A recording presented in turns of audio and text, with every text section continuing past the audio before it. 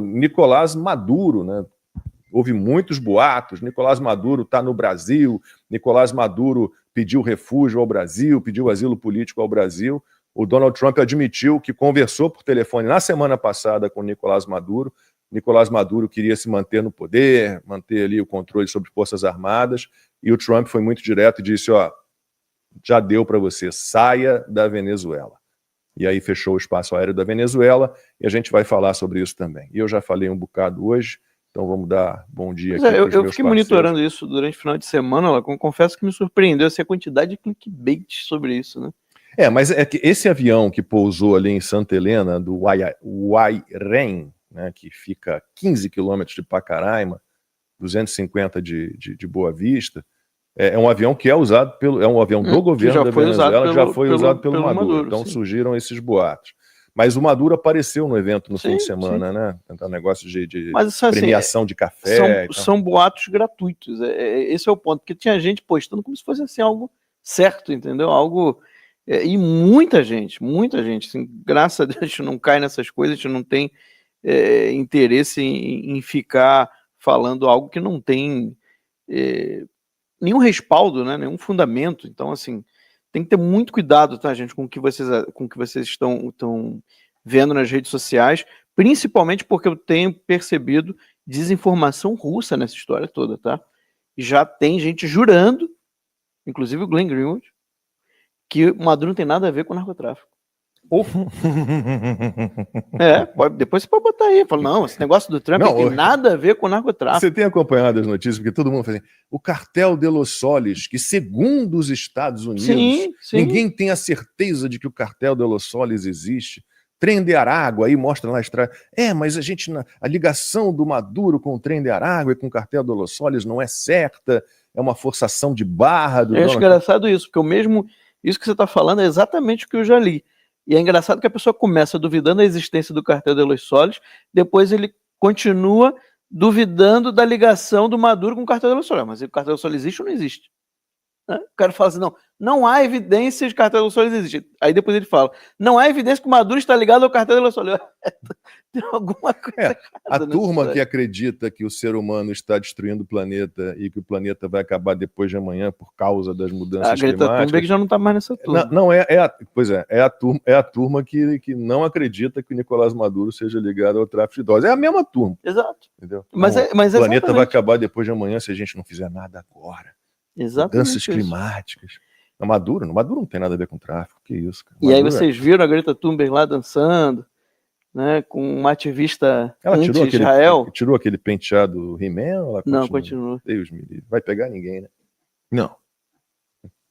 Bem, bom dia, Lacombe, bom dia, Max, bom dia a você que está nos acompanhando.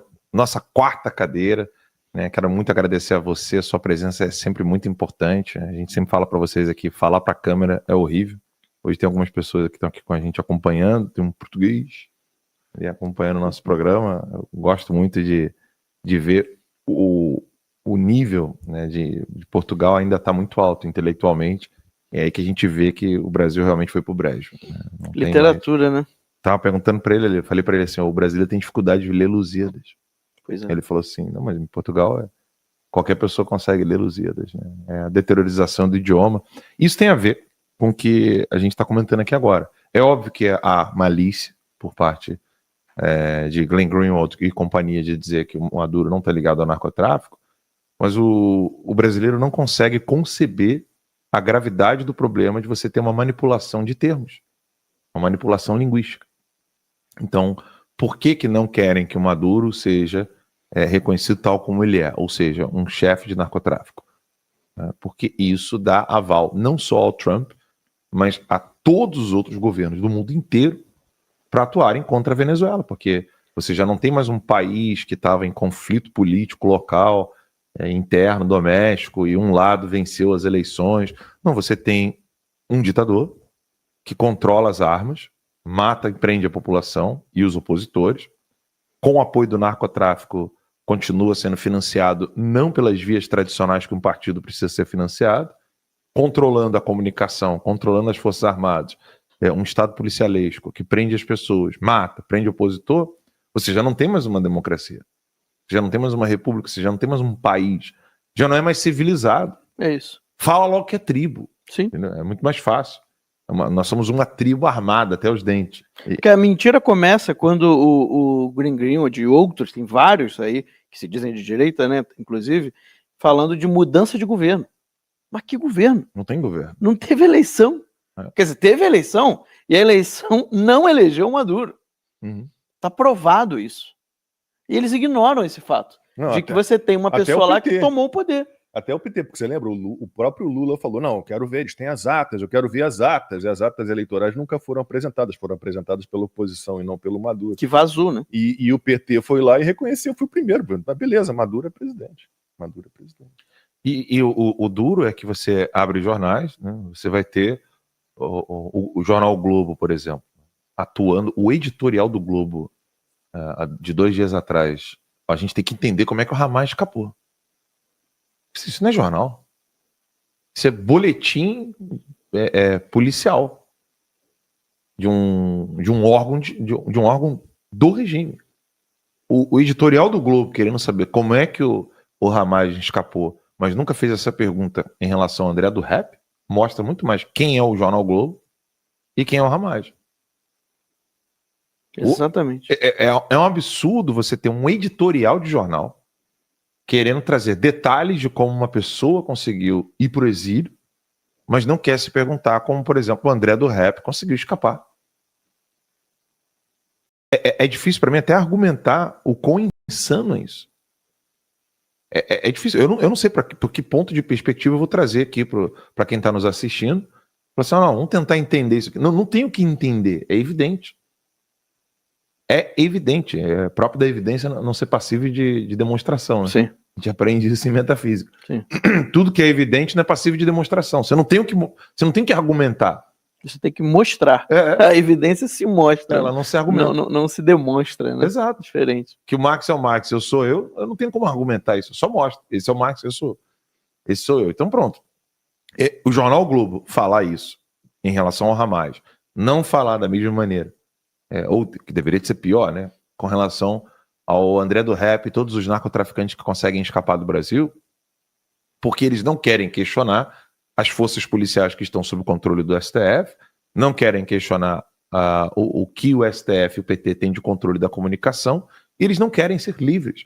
Eu fiz questão de vir com esse casaco para zombar dessa imprensa macabra que abandonou a liberdade para ser prostituta de regime.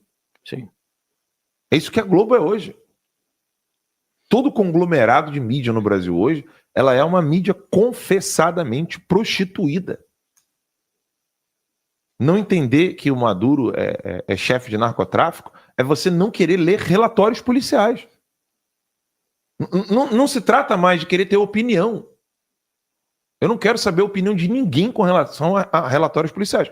A única opinião aceitável é questionar os relatórios policiais. Mas como é que você vai fazer isso se os relatórios policiais da PF do Brasil demonstram isso? Os relatórios policiais, por exemplo, da Colômbia demonstram isso. Os relatórios policiais dos Estados Unidos demonstram isso. Os relatórios policiais de todas as apreensões que foram feitas pela Marinha Portuguesa, pela Marinha Francesa. Então vem cá, então tá todo mundo errado, só a Venezuela e o Glenn Greenwald e os esquerdistas é que estão certos?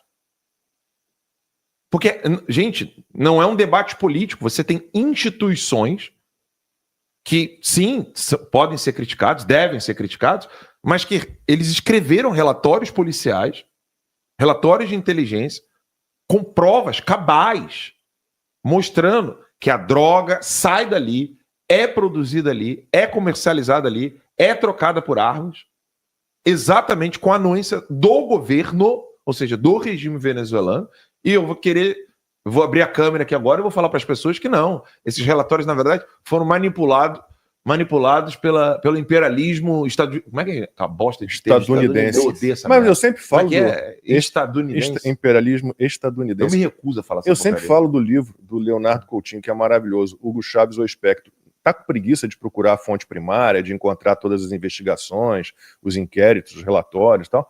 Leia o livro do Leonardo Coutinho, ele coloca lá uma série de documentos, troca de mensagens, e-mails, tá tudo lá. E outra coisa que ninguém tem falado, né?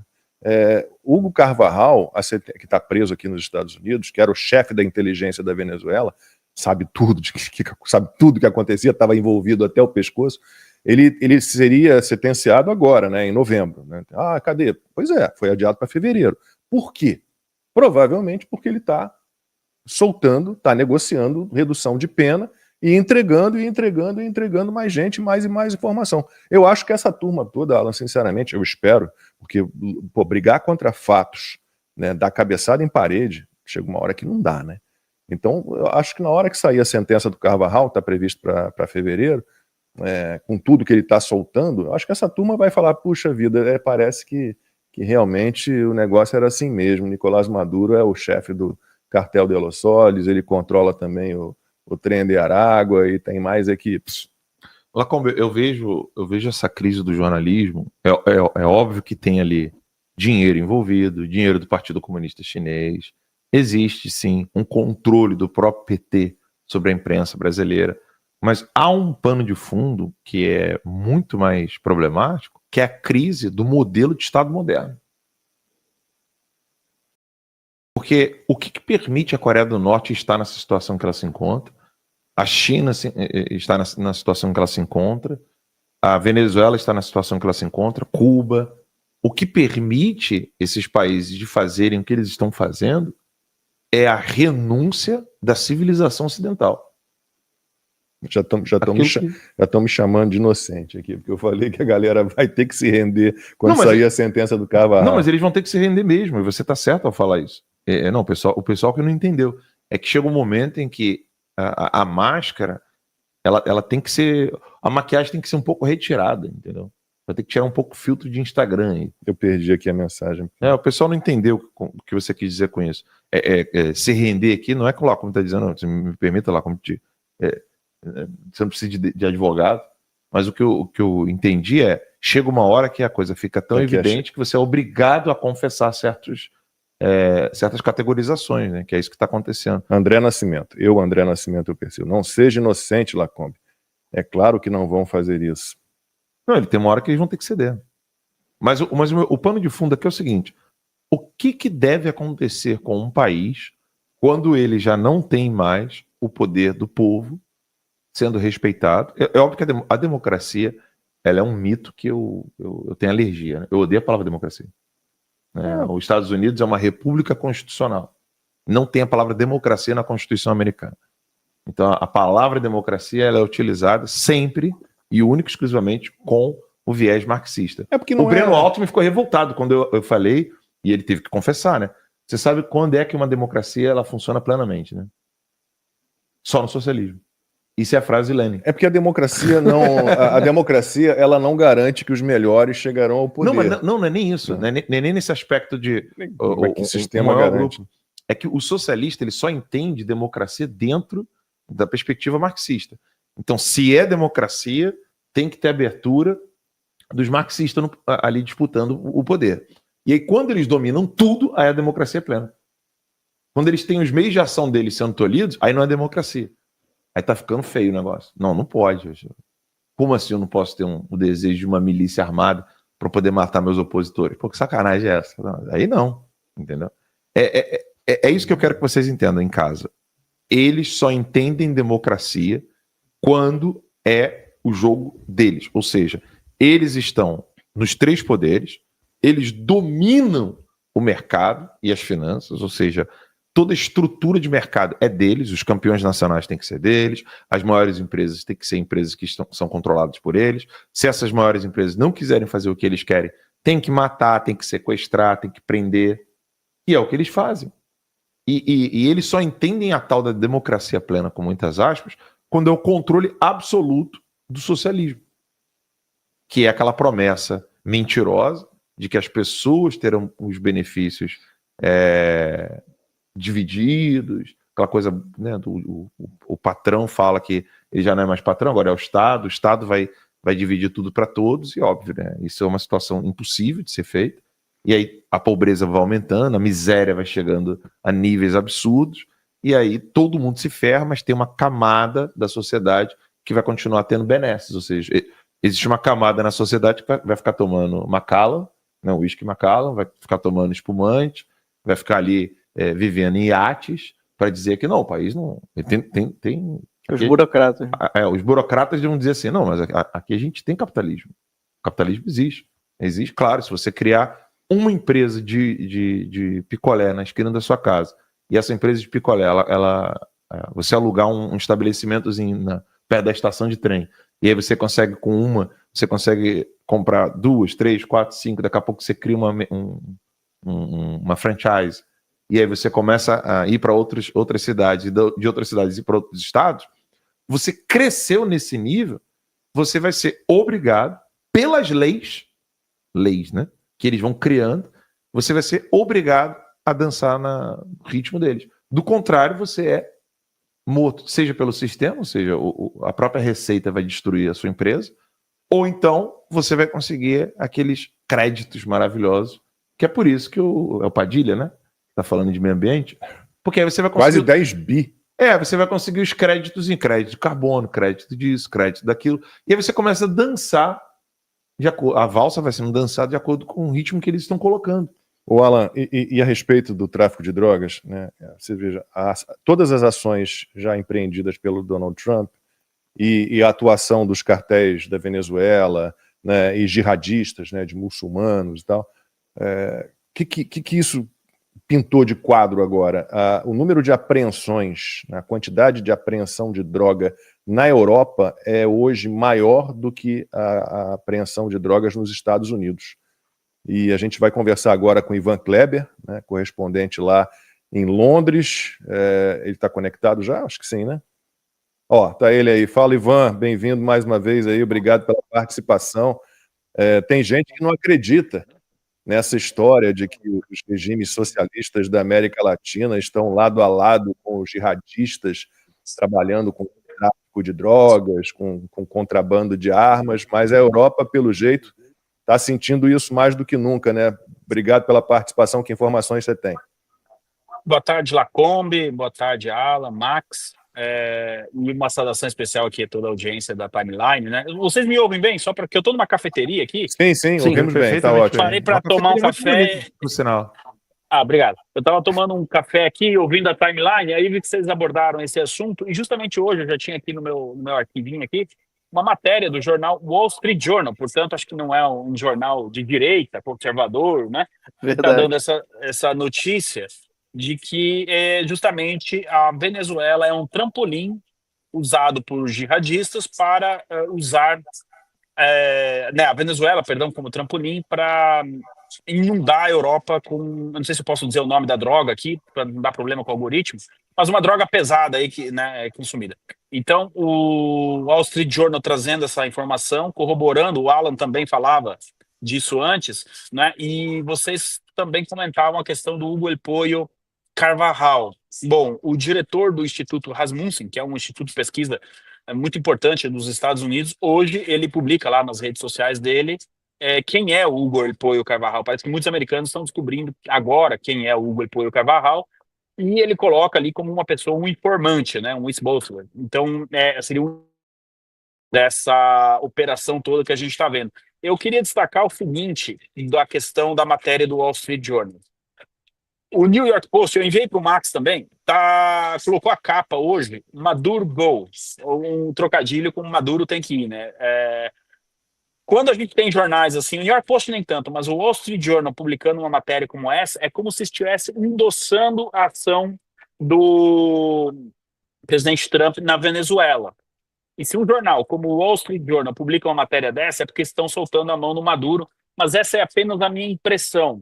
Até estou curioso aí para saber a opinião dos colegas aí, do pessoal que está na bancada, sobre essa matéria porque uma matéria dessa vem com no mínimo 7, 8 anos atrasados, né? A gente sabe, nós latino-americanos sabemos de todas essas conexões há muito tempo.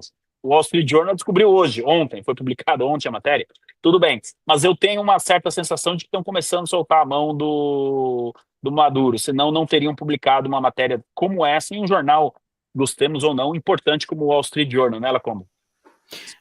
O Ivan, seja bem-vindo aí novamente, boa tarde. o que acontece? Você estava comentando hoje, eu ia comentar isso aqui no programa, com uma informação sua, de uma reunião que o Trump teria convocado para hoje às 17 horas, horário daqui, né, de Washington, 19 horas, horário de Brasília. Parece que o Marco Rubio vai participar dessa reunião, o Peter Hegseth vai participar dessa reunião. O que você pode trazer de informação sobre isso? Porque eu acho que uma reunião com essa cúpula nesse momento, fica todo mundo pensando será que eles vão falar sobre os próximos passos em relação à Venezuela? Então, eu estou trabalhando nisso há umas 2 horas, Max. Obrigado aí pela oportunidade até de falar sobre isso. Eu elaborei 3 teorias. A primeira delas, uma reunião puramente técnica militar, porque eu descobri agora há pouco que o comandante do Estado-Maior estará presente nessa reunião, o general Kane. E ele esteve em Trinidad e Tobago, ele esteve na República Dominicana e também em Porto Rico na semana passada. Então, a primeira hipótese que eu estou trabalhando é de uma atualização sobre a questão militar no Caribe, de como estão as coisas, para aí sim o presidente, porque no final quem toma a decisão é o presidente, né? Ele que vai pegar o telefone e ligar para o general, executa a operação XYZ. Então essa é a primeira hipótese. A segunda hipótese é a seguinte: ontem à noite, congressistas democratas e republicanos, alguns republicanos, não muitos, mas entraram com um questionamento sobre uma operação realizada em 2 de setembro, onde o secretário de guerra, Peter Hegseth, teria autorizado a eliminação de 2 elementos que estavam ali numa narcolancha, mesmo depois dos Estados Unidos, as forças americanas, terem eliminado, digamos, a lancha. Eles sobreviveram e aí teria sido dado a ordem para um outro ataque, eliminando essas 2 pessoas, o que configuraria como um crime de guerra. Mas eu não imagino que o Trump ia convocar praticamente toda a administração, porque vai estar todo mundo, vai estar o Peter Hegseth, vai estar o secretário Rubio, vai estar o comandante do Estado-Maior, enfim, para falar sobre esse assunto. Mas a gente precisa, né, colocar isso na equação. E o terceiro, se eu tiver certo, aí, senhores, preparem-se, porque teremos uma longa noite no Caribe. Os senhores podem imaginar qual pode ser a terceira hipótese que eu estou trabalhando. Vamos todo mundo para a situation room, porque pode ser sim a noite de um eventual ataque dos Estados Unidos na Venezuela. Das 3 opções, eu acho essa a menos plausível, mas eu não me surpreenderia se amanhã a gente estivesse analisando aí um ataque nos Estados Unidos. A gente precisa aqui, se vocês me permitem, não usar o termo um ataque à Venezuela, porque os Estados Unidos não estão atacando a Venezuela, estão atacando o Cartel de los Soles, estão atacando o regime de Nicolás Maduro.